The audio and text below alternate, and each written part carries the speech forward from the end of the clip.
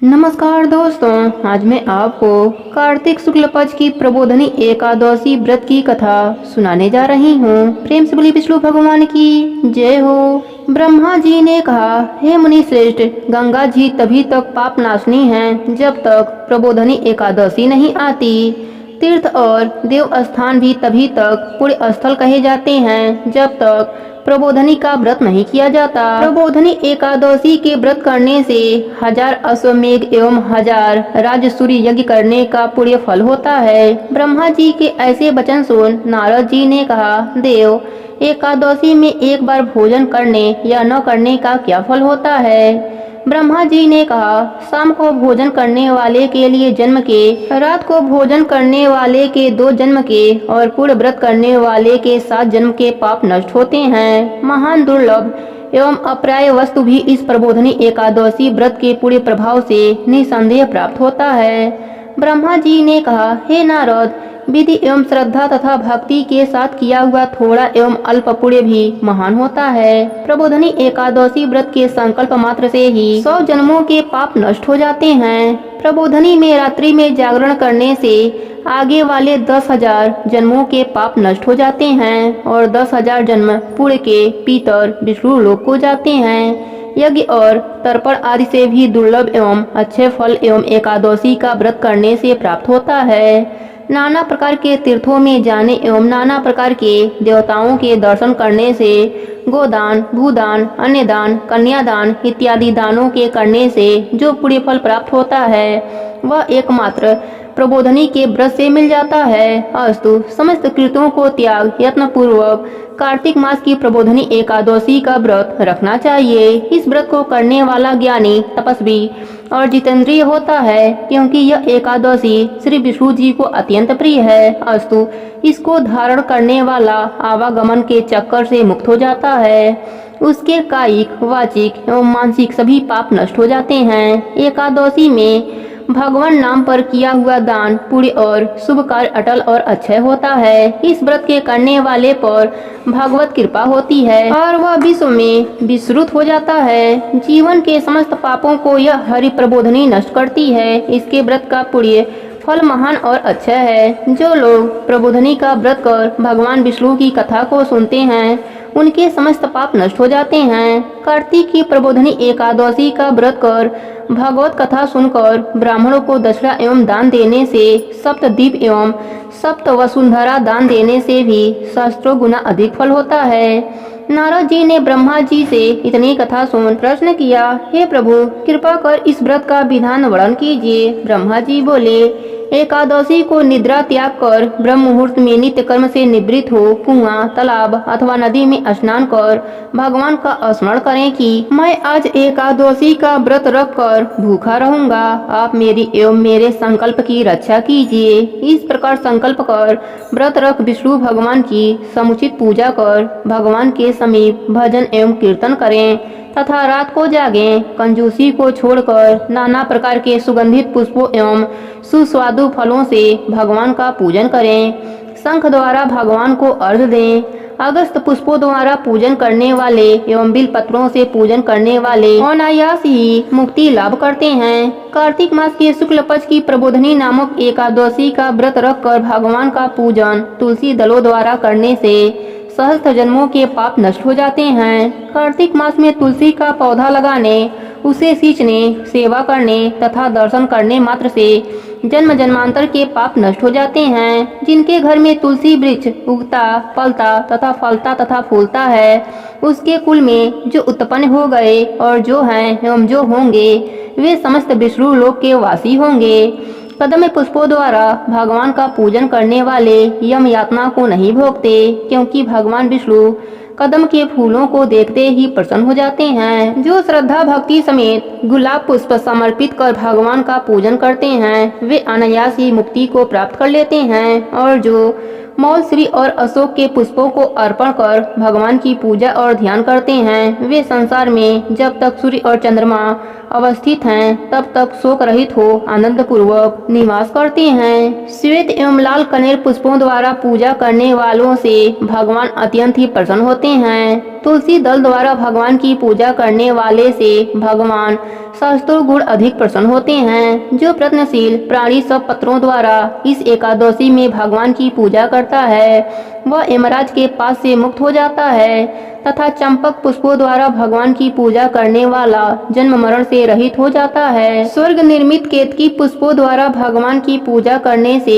कोटि कोटि जन्मों के पाप नष्ट हो जाते हैं। श्वेत पीत एवं लाल कमल सुगंधित फूल लाकर जो भगवान को अर्पण करते हैं वह श्वेत पीत एवं लाल दीपों में वास करते हैं। इस प्रकार भगवान का पूजन कर वह रात्रि जागरण कर प्रातः काल बहने वाली नदी में स्नान कर प्रातः की समस्त क्रिया वही समाप्त कर घर में आकर फिर भगवान की पूजा करे और व्रत की पूर्ति के लिए ब्राह्मण भोजन करा के और ब्राह्मणों को दक्षिणा दे, मीठे वचनों से उनकी विनय कर, गोदान अन्य दान इत्यादि दे, उन्हें संतुष्ट करे। भगवान को प्रसन्न करने के लिए ब्राह्मणों को भूयसी दक्षिणा दे, उन्हीं के सामने व्रत को समाप्त कर पारण करे और यथाशक्ति ब्राह्मणों को दक्षिणा दे।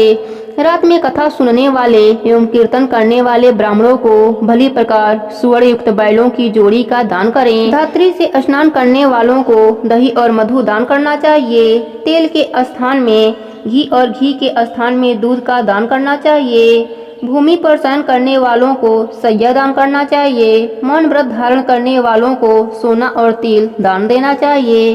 केश धारण करने वालों को दर्पण दान करना चाहिए। जूता न पहनने वालों को जूता दान करना चाहिए। देव मंदिर में दीपक जलाने वालों को सोने एवं तांबे का दीपक घृत सहित दान करना चाहिए। जो दिन के अंत में रस भोजन करने वाले हैं उनको स्वर्ण एवं वस्त्र अलंकार समेत 8 घड़े दान करना चाहिए। यदि पूर्व कथित दान करने की शक्ति न हो तो ब्राह्मणों को वचनों द्वारा संतुष्ट करना चाहिए। चतुर्मास में त्यागी हुई वस्तुओं के पुनर्ग्रहण करने में उपरोक्त रिक्त अनुसार दान करना चाहिए। विघ्न रहित चतुर्मास व्रत पूरा करने वालों को संपूर्ण ऐश्वर्य प्राप्त होते हैं और जो व्रत को नहीं पूर्ण कर सकते वह नरकगामी होते हैं। देव उठनी 11 की पौराणिक कथा के अनुसार एक समय की बात है, एक नगर में एक राजा रहता था। उसके राज्य में प्रजा बहुत ही सुखी रहती थी। एकादशी को कोई भी अन्न नहीं बेचता था, सभी फलाहार करते थे।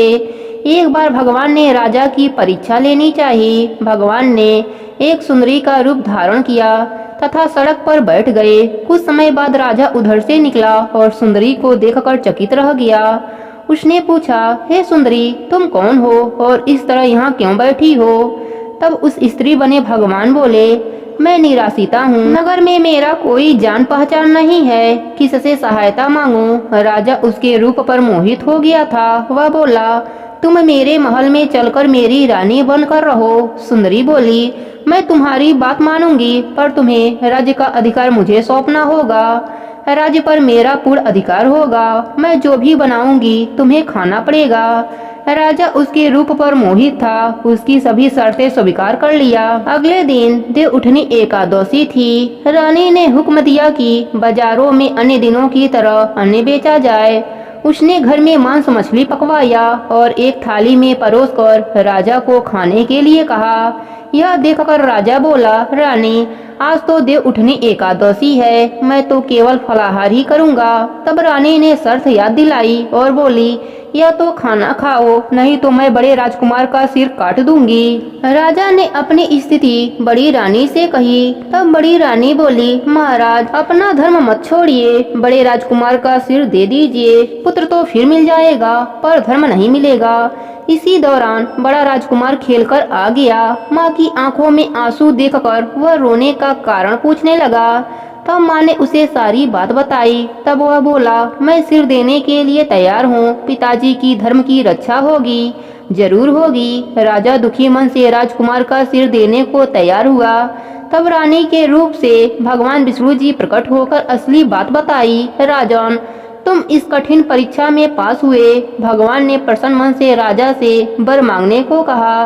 तब राजा बोला, आपका दिया सब कुछ है, हमारा उद्धार कीजिए। उसी समय वहाँ एक विमान उतरा। राजा ने अपना राज्य पुत्र को सौंपकर और विमान में बैठकर परम धाम को चले गए। हे विष्णु भगवान, जैसे आपने राजा का उद्धार किया वैसे ही अपने सभी भक्तों पर अपनी कृपा बनाए रखना। प्रेम से बोली विष्णु भगवान की जय हो, लक्ष्मी माता की जय हो। अब सुनते हैं तुलसी विवाह की कहानी। श्रीमद् देवी भागवत पुराण में तुलसी के अवतरण की कथा मिलती है।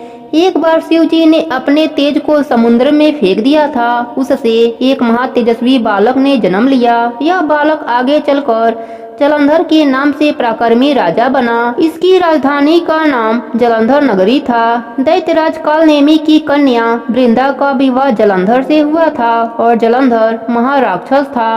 वह माता लक्ष्मी को पाने की कामना से उनसे युद्ध किया, परंतु समुद्र से ही उत्पन्न होने के कारण माता लक्ष्मी ने उसे अपने भाई के रूप में स्वीकार किया।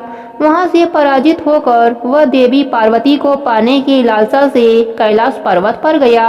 भगवान देवाधिदेव शिव जी का ही रूप धारण कर माता पार्वती जी के समीप गया, परंतु माता ने उसे पहचान लिया और वहां से अंतर ध्यान हो गयी और देवी पार्वती क्रोधित होकर सारा वृतांत विष्णु भगवान को सुनाया।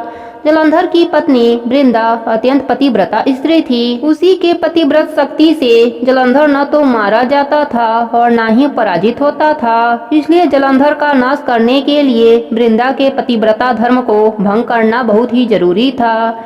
इसी कारण भगवान विष्णु ऋषि का भेष धारण करके वन में जा पहुँचते हैं। वहाँ वृंदा अकेली भ्रमण कर रही थी। भगवान के साथ दो मायावी राक्षस भी थे, जिन्हें देखकर वृंदा भयभीत हो गई। ऋषि ने वृंदा के सामने पल भर में दोनों को भस्म कर दिया। उनकी शक्ति देखकर वृंदा ने कैलाश पर्वत पर महादेव जी के साथ युद्ध कर रहे अपने पति जलंधर के बारे में पूछा। ऋषि ने अपनी माया जाल से दो बंदर प्रकट किए। एक बंदर के हाथ में जलंधर का सिर था और दूसरे हाथ में धड़ था। अपने पति की यह दशा देखकर वृंदा मूर्छित होकर गिर पड़ी। होश में आने पर उसने ऋषि रूपी भगवान से विनती की वह उसके पति को जीवित कर दें। भगवान ने अपने माया से पुनः जलंधर का सिर धड़ से जोड़ दिया, परंतु वह उसी के शरीर में प्रवेश कर गए। वृंदा को इस छल का जरा भी पता नहीं चला। जलंधर बने भगवान के साथ वृंदा पतिव्रता का व्यवहार करने लगी, जिससे उसका अस्तित्व भंग हो गया। ऐसा करते ही वृंदा का पति जलंधर युद्ध में हार गया और वह मारा गया। जब इस छल का पता वृंदा को चला तो उसने क्रोधित होकर भगवान विष्णु को शिला होने का श्राप दे दिया तथा स्वयं सती हो गई। जहाँ वृंदा भस्म हुई वहाँ तुलसी का पौधा उगा। भगवान विष्णु ने वृंदा से कहा, हे वृंदा, तुम अपने अस्तित्व के कारण मुझे लक्ष्मी से भी प्रिय हो गई हो। अब तुम तुलसी के रूप में सदा मेरे साथ रहोगी। जो मनुष्य देव उठनी एकादशी के दिन मेरे शालिग्राम रूप के साथ तुलसी का विवाह करेगा, उसे इस लोक और परलोक में यश कीर्ति प्राप्त होगा। जिस घर में तुलसी होता है वहाँ यम के दूत भी असमय नहीं जाते। गंगा व नर्मदा के जल में स्नान तथा तुलसी का पूजन बराबर माना जाता है। चाहे मनुष्य जितना भी पापी क्यों ना हो, परंतु मृत्यु के समय गंगा और तुलसी मुख में रख देने से वह पापों से मुक्त होकर वैकुंठ को प्राप्त हो जाता है। जो मनुष्य तुलसी के छाया में अपने पितरों का श्राद्ध करता है उसके पितर मोक्ष को प्राप्त कर लेते हैं। जिस भी कामना से तुलसी माता की पूजा किया जाता है, तुलसी माता की कथा सुना जाता है, वह सब कामना पूरी हो जाती है। प्रेम से बोलिए तुलसी माता की जय हो, विष्णु भगवान की जय हो।